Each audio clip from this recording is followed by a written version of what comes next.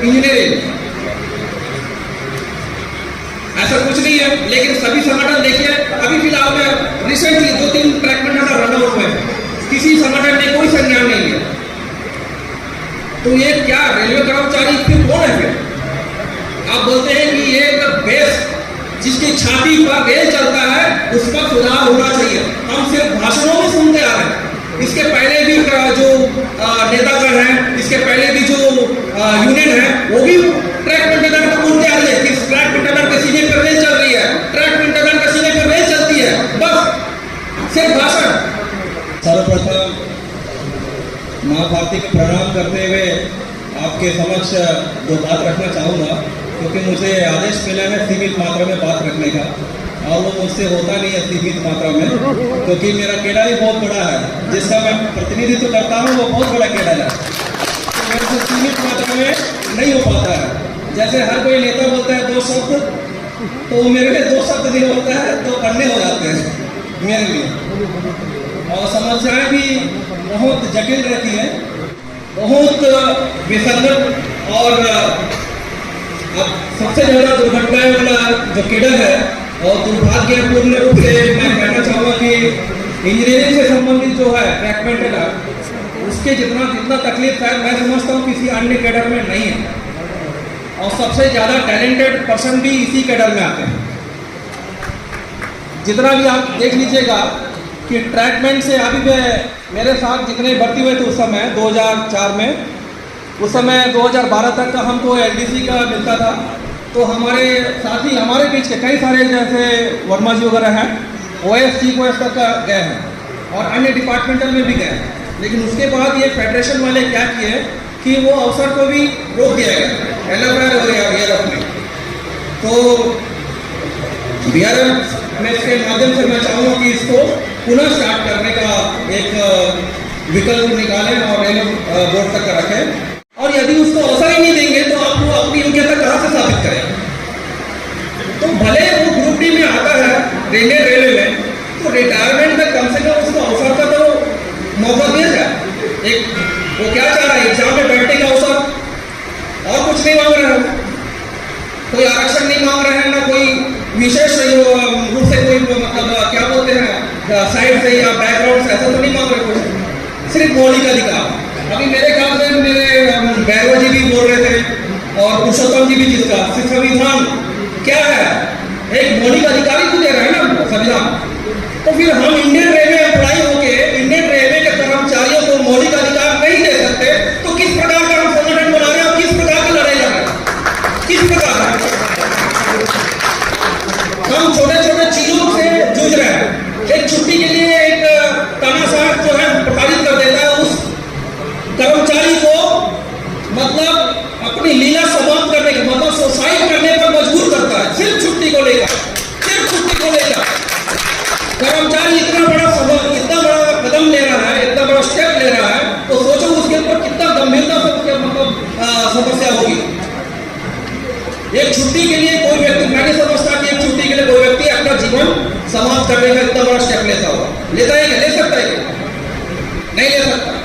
अब आप सोचिए कि ऐसे कितने सारे उदाहरण है जो ट्रैक मेंटेनर छुट्टी ना मिलने के विषय में लेकर सुसाइड किए, और उतना ही नहीं, आज भी सिर्फ नियमों के अभाव में, सही दिशा में सही जानकारी नहीं देने के अभाव में हमारा ट्रैक मेंटेनर जो है रन ओवर हो रहा है। प्रत्येक वर्ष कम से कम 300 से 400 ट्रैक मेंटेनर रन ओवर हो रहा है। ऐसा किसी डिपार्टमेंट में होता है? किसी भी डिपार्टमेंट में एक्सेप्ट इंजीनियरिंग,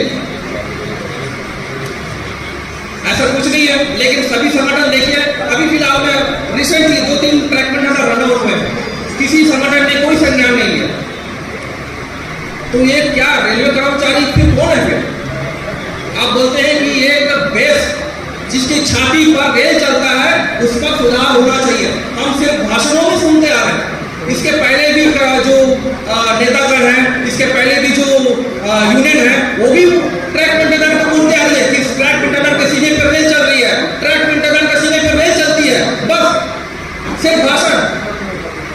हकीकत में ट्रैक मेंटेनर को क्या चाहिए वो नहीं दे रहा, ध्यान नहीं दे रहा। अभी विक्रम सर के इशारे में देखा था कि वो सेफ्टी डिवाइस के लिए प्रमुखता से लड़ रहे हैं। तो सेफ्टी डिवाइस है कितने चीज का, कितने का? मुश्किल से मेरे ख्याल से 1000 रुपए से 1500 रुपए पा जाएगा सेफ्टी डिवाइस। अभी माननीय मंत्री जी ने बोला था आशुड़ी लोहानी साहब ने कि उसको हम रक्षक डिवाइस के रूप में, जिसमें जैसे कि इंजन में रख रहा है, इंजन में रखने से सेम ट्रैक में यदि दूसरा ट्रेन आएगी तो दोनों ऑटोमेटिकली रुक जा रहे हैं। तो वही डिवाइस हमको इम्प्लीमेंट कर दीजिए। इतनी सी बात है कि एक रेलवे कर्मचारी को अपने जीवन से ज्यादा पैसे महत्वपूर्ण नहीं क्या? सबसे ज्यादा महत्वपूर्ण है जीवन, और हम उस जीवन की रक्षा के लिए रक्षक डिवाइस बना रहे हैं। इसमें कौन सा बड़ा डिमांड है बताइए? हर जोन में, हर डिवीजन में एसबीएफ फंड है, करोड़ों रुपया एसबीएफ फंड पड़ा हुआ है, करोड़ों रुपया पड़ा हुआ है एसबीएफ फंड में, लेकिन उसका उपयोग नहीं। तो स्टाफ वेलफेयर का ये तो रखा है ना SBF fund, staff benefit fund के लिए है, लेकिन स्टाफ बेनिफिट के लिए उसका उपयोग नहीं होना है। लेकिन अब इन्हीं सारा चीजों को बीआरएमएस को निकालना पड़ेगा, उपयोग करना पड़ेगा। सरकार आपकी है, आप उसके कड़ी हैं। हम आपसे उम्मीद लेकर आपके शरण में आए हैं, आपसे कंधा से कंधा मिलाकर हमसे लड़ना चाहते हैं पूरे हिंदुस्तान में। आपसे बहुत आशाएं हैं हमको, क्योंकि ये बीआरएमएस ही ऐसा है जो देशभक्ति का गान गाती है, देशभक्ति के रक्त मतलब जगाने का प्रयास करती है। यही है जो देश हित में काम करने का एक आह्वान करती है, एक नारा लगाती है। और जो फेडरेशन को मैंने नहीं सुना है। अब देश इनके लिए काम करेंगे तो फिर हम उसी देश के वासी हैं और उसी देश के हम अंश हैं, और आपसे हम उम्मीद लेके चल रहे हैं तो बिल्कुल है, उम्मीद करेंगे, क्यों नहीं करेंगे।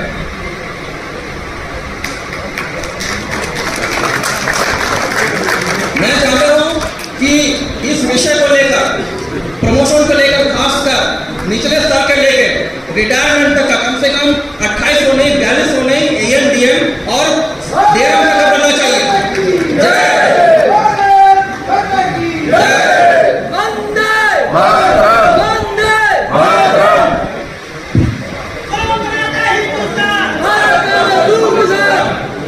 तो आपके पास कमेटी का गठन हुआ है, कमेटी का उसका अंतिम उसका मतलब निर्णायक रूप में लीजिए।